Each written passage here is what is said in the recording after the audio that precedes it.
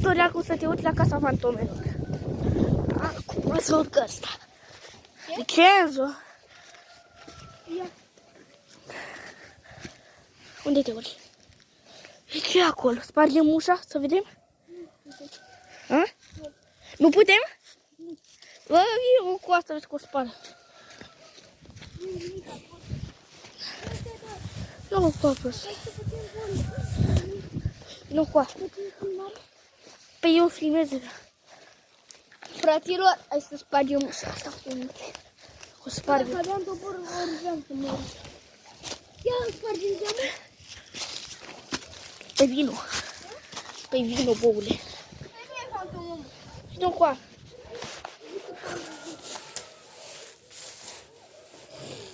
E un pic horror. E un pic horror. Îi dau acum un picior, vrei să vezi că se sparge ușa? Bă, să mă dau jos? Îi dau un picior? Da! Hai, stai acolo. Nu se sparge, bă. Da, băgă puțin. Ala. Ia mai dă-i, până că nu scoți din cală. Hai, vino să dăm amândoi.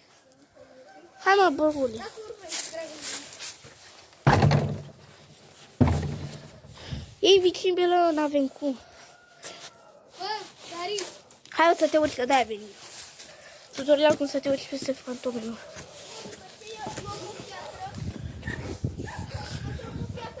Băi, ești prost, e dacă ești încolo. Câinii aia n-au cum să iasă, da?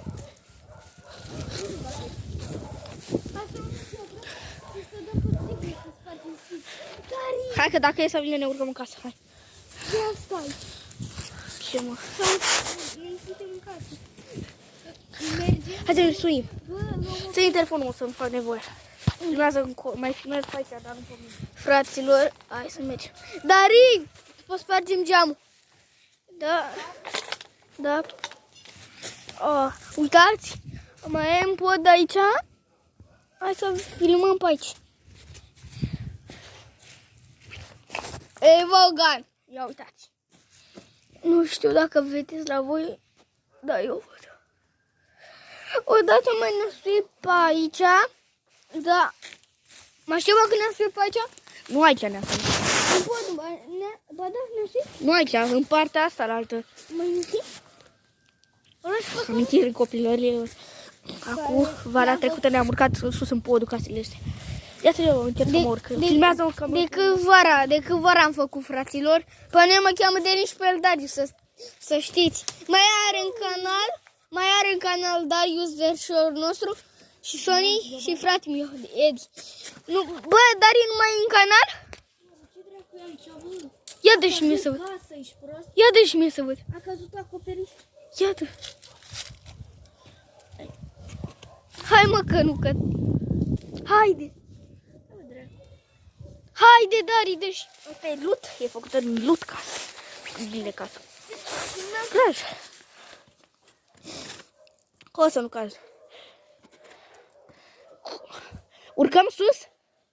Nu știu dacă să pe podul noi. Mă duc eu? Cum să rugăm drag. Hai că boară jos că mă urc eu. Ține. Da. Hai de cap. Hai, suite mai, Dariuse. Recu.